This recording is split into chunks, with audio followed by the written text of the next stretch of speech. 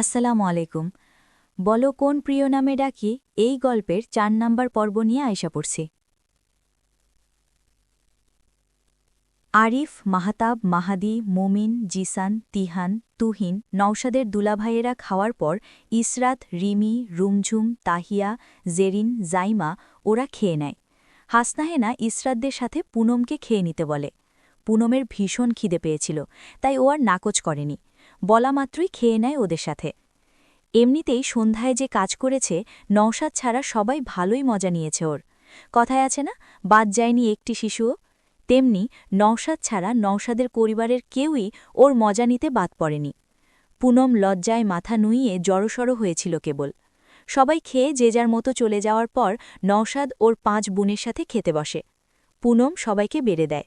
জবা খেতে খেতে বলে, জিশান, মোবাইলটা দিয়ে দে, ওর ক্লাস করণ লাগে। নওশাদ, জিশানের মোবাইল দিয়ে দে, ওর ক্লাস করতে হয়। নওশাদ পানি পান করে বলে, জিশান তরে কইছে মোবাইল দিবার লাই? জিশান বলেছে তোকে মোবাইল দেওয়ার জন্য? বাসার যারে মুখ কালা করিয়াছিল, তোর দুলাবরাই তো পুতের কালা মুখ দেখতে হারে না, আরে কইছে তোরে কইবার লাই, দিয়ে দিস। নওশাদ দাঁতে দাঁত চেপে বলে, হোলা যে বিগড়ায় যা দেখস না কোন, সারা দিন মোবাইল লই ভরি থাকে, চোখে লাগে না? আই কিয়া করতাম, আই মানা করি না, হ্যাতে আর কথা হনে। জিশান কোনানে? ইসরাতের মগে। নওশাদ হাক ডাকে, এ জিশান, এ নওশাদ, দিদেস না, ইচ্ছা করসকা তুই? মিনিটের মধ্যে জিশান আসে, মুখ গোমরা করা। নওশাদ তীক্ষ্ণ চোখে তাকিয়ে বলে, এই, মোবাইল লাগবে তোর? জিশান মায়ের দিকে অসহায় চোখে তাকায়। নওশাদ বলে, আমার সাথে কথা বল, তোর মোবাইল আমার কাছে, আপার দিকে তাকিয়ে লাভ নেই। জিশান দুদিকে মাথা নাড়িয়ে বলে, লাগবে না। হাসনাহেনার দিকে তাকিয়ে নওশাদ বলে, দেখছত, লাইক দোনো। দেখেছিস, লাগবে না। হাসনাহেনা দীর্ঘশ্বাস ফেলে নওশাদের সাথে পেরে ওঠা যাবে না। নওশাদ জিশানকে বলে, যা, বাসায় যা, পড়াশোনা কর, এপ্রিলের শেষের দিকেই পরীক্ষা, হয় পড় না হলে ঘুমা। জিশান মাথা নিচু করে চলে গেল। বাকি সময়টা পিন পিন নীরবতা বিরাজ করে। পুনম ঠোঁট গোল করে শ্বাস ফেলে। কি সব আজব কাণ্ড কারখানা এখানে, পুনমের পছন্দ হচ্ছে না এসব। পুনম লজ্জায় পড়ে, বেশ অস্বস্তি নিয়েই বলে, আমাকে এসব বলতে হবে না, জানা আছে সব। পুনম উত্তর দিল না। নওশাদ বলে, যেহেতু জানোই তাহলে বলো, বাইন্না বেলা মানে কি? বাইন্না বেলা? বাইরের বেলা। নওশাদ হাসে। পুনম বুঝে না যদিও। হোয়াট ইউ মিন বাই বাইরের বেলা? জানি না। নওশাদ ছোট করে শ্বাস ফেলে বলে, বাইউন মানে বেগুন, পুষ্কুনি মানে পুকুর, আর বাইন্না বেলা মানে সকালবেলা। পিঁপড়া হলো হিমভা। বড় আপা, মেজো আপা, সোজো আপা আঞ্চলিক শব্দগুলো বেশি ব্যবহার করেন। কোনো কিছু না বুঝলে আপাদেরকে বলবে, না বুঝে শুনে উল্টাপাল্টা কিছু করবে না। অবশ্য তোমাকে বিশ্বাস করতে পারছি না। পুনম দাঁতে দাঁত চেপে শুয়ে রইল। বড় আপা পানিকে হানি বলেন, হানি আনতে বললে আবার মধু নিয়ে এসো না। পুনম লজ্জায় যেন শ্বাসও নিতে পারছে না, ঠোঁটে ঠোঁট চেপে মটকা মেরে শুয়ে রইল। নওশাদ চোখের ওপর থেকে হাত সরিয়ে বুকে হাত গুজে বলে, রুই মানে বুঝেছ, রুই মাছ। খুবই ভালো কথা। রুই মানে যে তুলা, এটা বোঝার কথা না তোমার। তো তুমি তোমার বুঝমতো মাছের পলিথিন যখন এনেছ, তখন রুই মাছই নিয়ে আসতে ফ্রিজ থেকে। চিংড়ি মাছের পলিথিন কেন নিয়ে এসেছিলে? তুমি কি ধরেও বুঝতে পারোনি কোনটা বড় মাছ আর কোনটা চিংড়ি মাছ? পুনমের মুখ কাদু কাদু হয়ে যায়। বেশ খুশি হচ্ছিল এটা ভেবে, অন্তত নওশাদর মজা নেয়নি। ও মা, এই লোক তো একা পেয়ে আরও ভালো করে মজা নিচ্ছে। নোয়াখাইল্লাদেরকে পুনম কি সাধে খারাপ বলে? এই জন্যই তো বলে, এরা ভালো হতেই পারে না। রান্নাবান্নার কিছু পারো বলে তো মনে হয় না। পুনমের কাছ থেকে উত্তর না পেয়ে নওশাদ বলে, উত্তর দিচ্ছ না কেন? পারি না। পারো কি শুধু জেদ করতে? শিখে নিব। কার থেকে? নিজের মায়ের সাথে তো আর সম্পর্ক রাখবে না, তুমি আবার আমার সাথেই সংসার করবে। আমার আম্মুও নেই, শিখবে কার কাছ থেকে? পুনম ভাবে কিছুক্ষণ।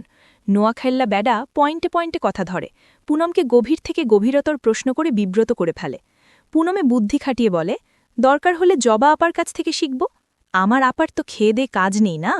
পুনম মনে মনে আওড়ায়, আপনি পারলে শিখিয়ে দিন, যত্ত সব।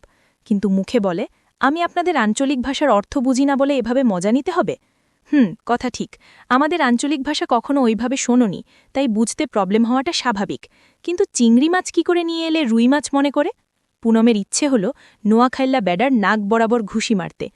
পুনম কথা এড়াতে চায়, জানতে চায়, ইছা মাছ কি? চিংড়ি মাছ। হাসনাহেনা পুনমকে জিজ্ঞাসা করেছিল, ইছা মাছ খাবে কিনা। পুনম নামই শোনেনি, কেমন না কেমন মাছ হবে কে জানে, এই ভেবে হাসনাহেনাকে নিষেধ করে দেয়। কে জানত ইছা মাছি ওর প্রিয় চিংড়ি মাছ? যদি কিছু না বুঝতে পারো আমাকে জিজ্ঞাসা করে নিবে, তাও ফেসলেস হয় এরকম কিছু করবে না। ঠিক আছে। পুনম এখন খেয়াল করল নওশাদকে তুমি করে ডাকছে। পুনমের ভালো লেগেছে বিষয়টা। পুনম বলে, আপনাকে একটা কথা বলি। কি, সংসার করবে না? আমি কি সেটা বলেছি? আচ্ছা বলো, কি বলবে?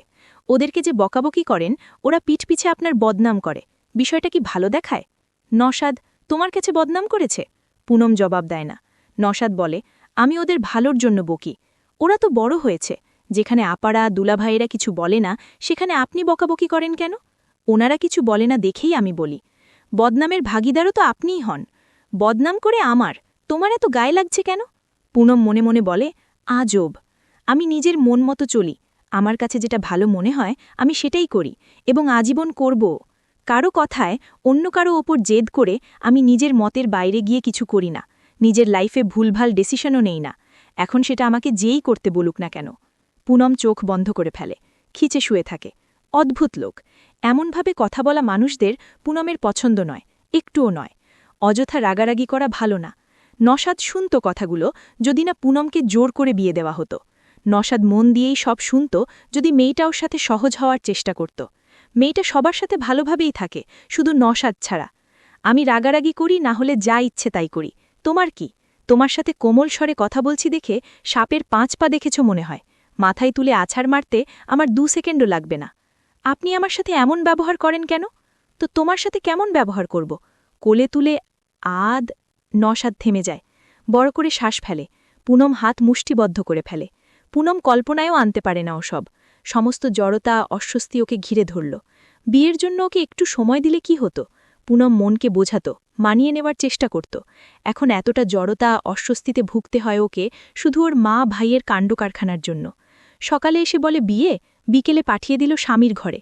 পুনমের হয়েছে যত জ্বালা, না ঠিক করে ওদের কথাও বুঝে, না খেয়েও শান্তি পায়। সারাদিন শেষে ঘুমাতে এসেও ভয় লাগছে, নওশাদ যদি কিছুমিছু করে ফেলে ওর ঘুমের সুযোগ নিয়ে। পুনমের অন্তরাত্মা কেঁপে ওঠে। ছেলেদেরকে পুনম বিশ্বাস করে না, করে না, করে না। কিছুক্ষণ মটকা মেরে শুয়ে থাকতেই পুনম গভীর ঘুমে তলিয়ে গেল। পুনম ঘুমিয়ে পড়লেও নওশাদ বেশ কিছুক্ষণ যাবৎ এপাশোপাশ করে, ঘুম আসছে না। এদিকে পুনম নওশাদের দিকে পিঠ দিয়ে ঘুমে কাদা।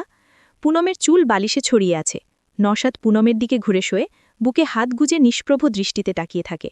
বেশ কিছুক্ষণ পর হাত বাড়িয়ে পুনমের চুলের আগা স্পর্শ করে। পুনমকে নওশাদের প্রথম স্পর্শ করা হয় পুনমের চুল স্পর্শ করার মাধ্যমে। চুলগুলো হাতে নিয়ে মনে মনে পরিকল্পনা করে সব ঠিকঠাক হয়ে গেলে ও পুনমকে বেলি ফুলের গাজরা কিনে দিবে, নিজের হাতে পরিয়েও দিবে না হয়। পুনমকে নিঃসন্দেহে চমৎকার লাগবে, অন্তত নওশাদের চোখে চমৎকার লাগবে। কি হলো কে জানে, নওশাদ একটু এগিয়ে এসে হাতে থাকা চুলগুলো নাকে চেপে ধরে। সুন্দর গন্ধ। সানসিল্ক শ্যাম্পুর গুণে এতটা ভালো লাগছে, নাকি কেবল পুনমের চুলের গ্রান বলেই নওশাদের এতটা ভালো লাগছে তা নওশাদ বুঝতে পারছে না। নওশাদ চোখ বন্ধ করে নাক টানে দুবার। কানে বেজে ওঠে, তোমার কেশের গন্ধে কখন লুকায় আসেন লোভী আমার মন। বেহুশ হোকর গির পরি হাত মে, বেহুশ হোকর গির পরি হাত মে, বাজুবন্ধ মে বাস গেই, বাজুবন্ধ মে বাস গেই। পুনম একটু নড়ে চড়ে ওঠে। নওশাদের তখনই মনে পড়ে পুনমের বিয়েতে মত ছিল না, পুনমকে জোর করে বিয়ে দেওয়া হয়েছে। কিছু একটা হয়েছিল যার জন্য বিয়ের মতো একটা ঘটনায় পুনমকে জোর করা হয়েছে। নে রাজি এই মিথ্যা বলে নওশাদকে এক প্রকার ঠকানো হয়েছে। নওশাদের চোয়াল শক্ত হয়ে যায়, ও উল্টো দিকে ঘুরে যায়, হাত মুষ্টিবদ্ধ করে জোরে জোরে কয়েকবার শ্বাস ফেলে। দুজন দুজনের দিকে পিঠ দিয়ে শুয়ে আছে, মাঝে বেশ অনেকটা জায়গায় অবহেলায় পড়ে রইল। নওশাদ খিচে শুয়ে থাকে। ঘুমে যখন চোখ লেগে আসে তখন মনে হলো ওর পিছে শ্বাসপ্রশ্বাস আছড়ে পড়ছে। পুনম নওশাদের পিঠের নিচে চলে এসেছে। নওশাদ চিত হলেই পুনম ওর নিচে চাপা পড়বে এমন একটা অবস্থা। একটু পর নওশাদের পেটের কাছটা জড়িয়ে ধরা হলো। নওশাদ নড়লও না, রাগে শক্ত হয়ে শুয়ে রইল কেবল। তবে কিছুক্ষণ পর ওর পেটে জড়িয়ে ধরা হাতটার আঙুলের ভাঁজে আঙুল গলিয়ে দিল।